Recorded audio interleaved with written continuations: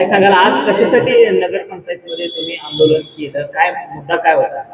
मुद्दा अत्यंत महत्त्वाचा आहे. आटपाडी नगरपंचायतकडे अनेक प्रश्न आहेत.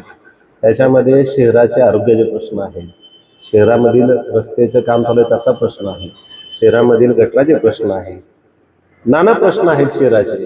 ते प्रश्न सोडवायचे सोडून एक अहंकार ज्यांच्या अंगामध्ये आहे ते आपल्या शहराचे दुर्दैवी लाभलेले नगराध्यक्ष युती जाधव सर, त्यांनी परवा मुख्य अधिकारी वैभवजी हजारे ते इथं नसताना त्यांच्या कॅबिनवरती अनधिकृतपणे कब्जा केलेला आहे आणि त्यांच्या कॅबिनमध्ये स्वतःचं नाव लावून स्वतःची पाठी लावून नगराध्यक्ष इथं बसणार.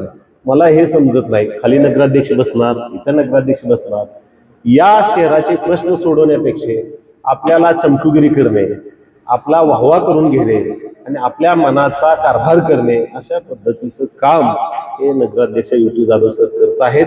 म्हणून या ठिकाणी शिवसेना आणि राष्ट्रवादी काँग्रेस पार्टीचे सर्व नगरसेवक यांच्या वतीनं या ठिकाणी त्यांचा निषेध व्यक्त करतो आणि आम्ही आता माननीय कलेक्टर साहेबांना आता आम्ही या संदर्भामध्ये एक पत्र व्यवहार करतो की मुख्य अधिकारी हा नगरपंचायतचा मुख्य ऍडमिनिस्ट्रेटर असतो आणि मुख्य अधिकारी ठरवत असतो की कुठं केबिन कुणाला द्यायची आणि कुणी कुठं बसायचं, त्या अनुषंगाने ते काम करत असतात.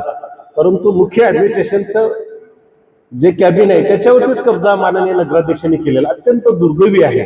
त्यामुळे या नगराध्यक्षाचा जाहीरपणे आम्ही निषेध करतोय. या नगराध्यक्षाला परमेश्वर सद्बुद्धी देवो, या शहराच्या कामासाठी, या शहराच्या प्रश्नासाठी त्यांना चांगली सद्बुद्धी परमेश्वर देवो. भविष्यामध्ये या शहराच्या प्रश्नासाठी ते काम करतील अशी प्रार्थना परमेश्वरच्या मी करतो. मागल्या वेळेस तुम्ही भ्रष्टाचाराचे आरोप केले होते, त्यानंतर त्यांनी प्रेस कॉन्फरन्समध्ये तुम्हाला कोर्टात खेचू असाही इशारा दिला होता. यानंतर पुढे तुमची प्रतिक्रिया आली नाही, काय सांगाल याबद्दल? याच्यामध्ये नगराध्यक्षामध्ये जर खरंच दम असेल, माननीय नगराध्यक्ष युती जाधव तुमच्यात हिंमत असेल, तुम्ही जर खरंच ओरिजिनल नगराध्यक्ष असाल आणि तुम्ही जर या नगरपंचायतीमध्ये खरंच भ्रष्टाचार नसेल केले तर अनिल पाटलाला तो कोर्टात खेचून दाखवा. तिथं प्रश्न मी तुमच्या प्रश्नाचे जे काही उत्तर असतं ते उत्तर देतो. तुमच्यात जर दम असेल, तुम्ही जर खरंच या शहरामध्ये जो स्वच्छतामध्ये किंवा जो कचऱ्याच्या ठेक्यामध्ये जर भ्रष्टाचार नसेल झाला तर तुम्ही मला कोर्टात खेचा. तुमच्यात जर खरंच दम असेल तर मी तिथे त्याचं उत्तर देतो.